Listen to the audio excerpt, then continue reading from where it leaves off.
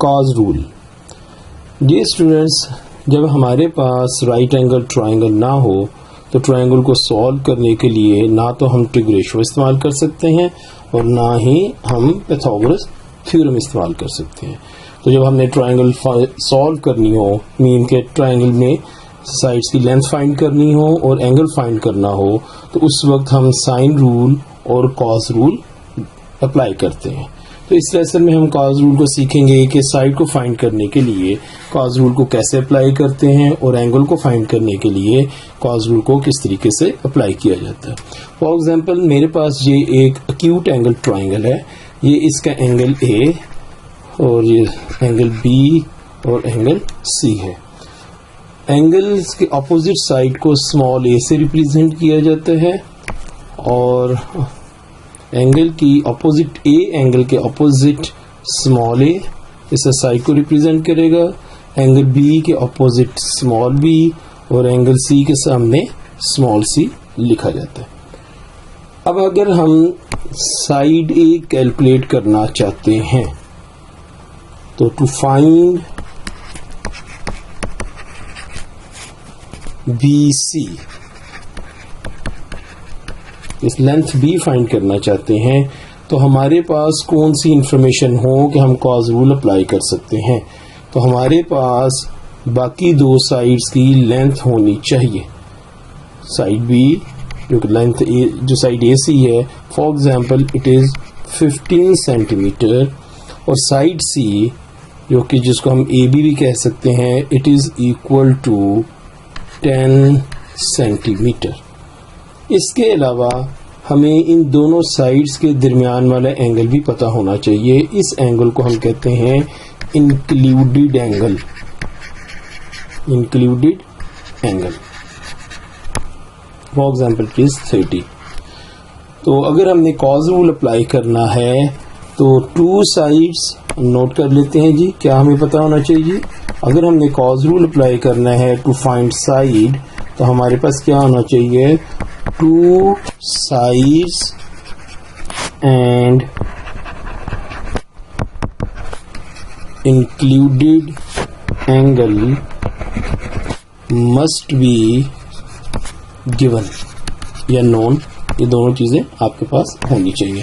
तो ये जब आपने ट्रायंगल डिसाइड करना है कि साइन रूल अप्लाई करना है या कॉज रूल अप्लाई करना है, तो आपने ये चेक करना है कि जो साइड फाइंड करनी है, इसके अलावा आपको बाकी दो साइड्स भी, उनकी लेंथ का भी पता है और उनके दरमियान वाला एंगल जिसको हम इंक्लूडेड एंगल कहते हैं उसकी वैल्यू का भी पता है।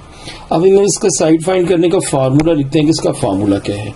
जो साइड फाइंड करनी है उसको इस तरफ लिखते हैं, ए स्क्वेयर इज इक्वल टू, जो बाकी दो साइड्स पता है उनकी वैल्यूज का पता है, b square plus c square minus 2 time b time c cos angle A. उनके दरमियान वाला एंगल आपने फाइंड करना को गिवन है, वो इधर लिखा जाएगा। अब हम इसके अंदर वैल्यूज प्लग इन कर लेते हैं।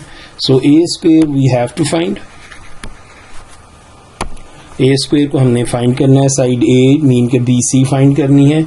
अब हम बी की वैल्यू क्या है हमारे पास, बी इज 15 सेंटीमीटर और बी की वैल्यू को प्लग इन करते हैं, इट्स 15 स्क्वेयर।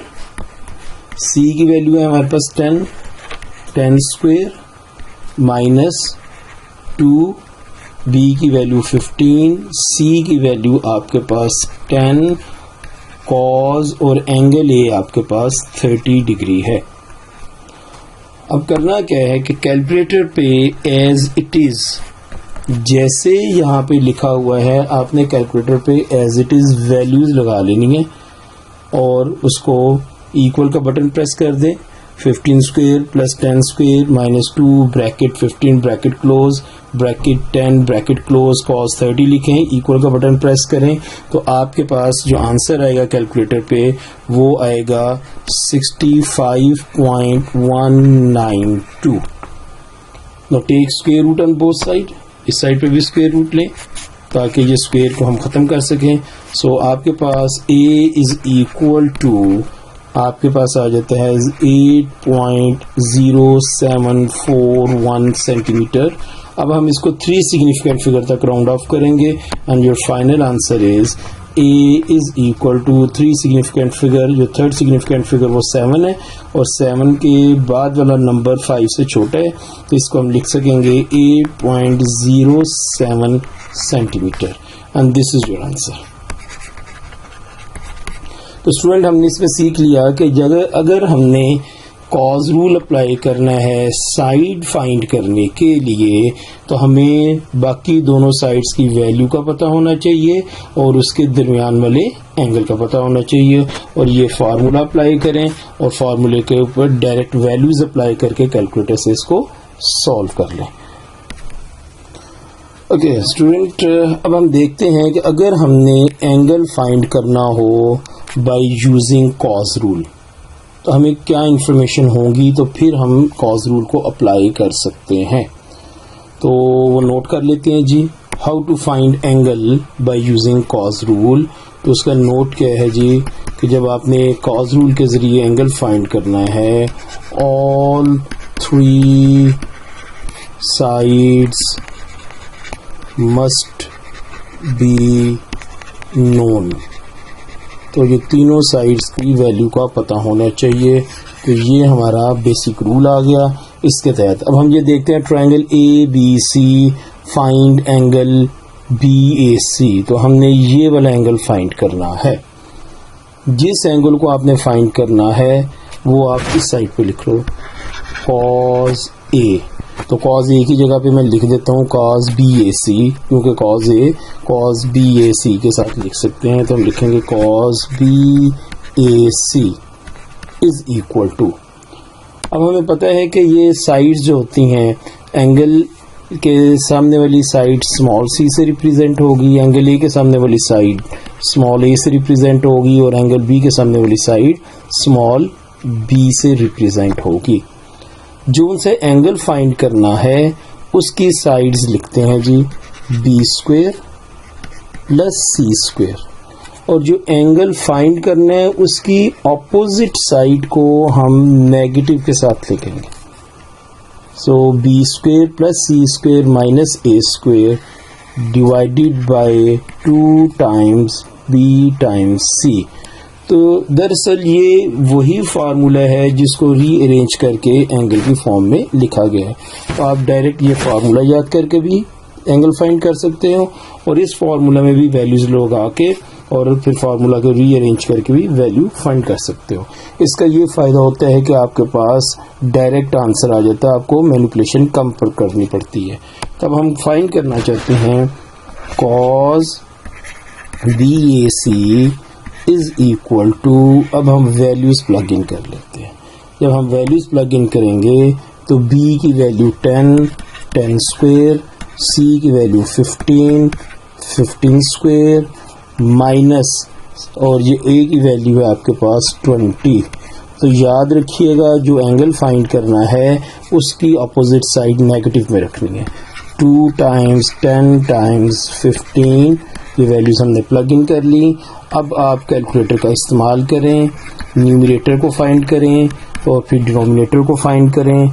जब आप कैलकुलेटर में 10² प्लस 15² माइनस 20² करेंगे तो आपके पास आएगा -75, और उसके बाद जब आप कैलकुलेटर में डिनोमिनेटर कैलकुलेट करेंगे तो ये आपके पास आ जाएगा जी 300, और जब इसकी फ्रैक्शन आप कैलकुलेट कर लो इट विल बिकम -0.25।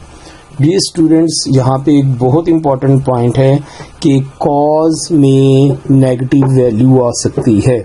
अगर कॉज रेशो में अगर नेगेटिव वैल्यू आती है तो एंगल इसका ऑब्ट्यूज एंगल होगा, 90 डिग्री से बड़ा होगा। कॉज में नेगेटिव वैल्यू भी आ सकती है, पॉजिटिव आंसर भी आ सकता है, लेकिन साइन में नहीं आएगा। इसलिए बी केयरफुल कि अगर साइन हो और आपका आंसर नेगेटिव में आ रहा है फिर रेशो को डिवाइड करके तो आपका गलत आंसर होगा, वहाँ पे आप कोई एरर कर रहे हैं। लेकिन कॉज में आपका आंसर पॉजिटिव भी आ सकता है, नेगेटिव भी आ सकता है। नेगेटिव मीन दैट कि आपका आंसर ऑब्ट्यूज एंगल आंसर आएगा, और पॉजिटिव है तो आपका आंसर एक्यूट एंगल 90 से छोटा आएगा। अब यहाँ पे हमने कर लिया जी cos BAC is equal to 0.25, ये तो रेशियो है। अब हमें चाहिए एंगल, तो हम कॉज इनवर्स कर लेंगे। इधर हम लिखते हैं जी कॉज इनवर्स, और ध्यान से नेगेटिव लगाना नहीं भूलना। अगर आप नेगेटिव लगाना भूल गए तो आपका आंसर गलत आएगा। तो -0.25।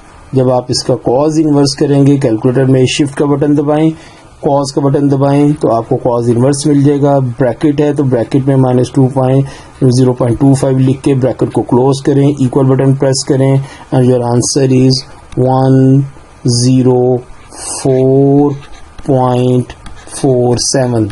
अब ये देख लीजिए, ये आपके पास ऑब्ट्यूज एंगल है, 90 डिग्री से बड़ा एंगल आया है। तो एंगल को जब राउंड ऑफ करना होता है तो 1 डेसिमल प्लेस पे राउंड ऑफ करते हैं। तो आपके पास 1 डेसिमल प्लेस जो है वो है 4, और इसके बाद आपके पास नंबर 5 से बड़ा है, तो ये राउंड ऑफ होके 104.5 degree it is your answer. तो दोबारा एक रीकैप कर लेते हैं। अगर आपने साइड फाइंड करनी है तो a² is equal to b² plus c² minus 2bc cos a।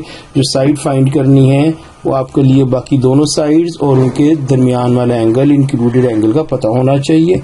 और अगर आपने एंगल फाइंड करना है with the help of cause rule, तो आपको तीनों साइड्स की वैल्यू का पता होना चाहिए। और जब आप फार्मूला में वैल्यू लगाएंगे, जोन सा एंगल फाइंड करना है उसकी अपोजिट साइड को आपने नेगेटिव में रखना है। वैल्यूज प्लग इन करें, कैलकुलेटर यूज करें और इसका आंसर फाइंड कर लें। So that's all for today.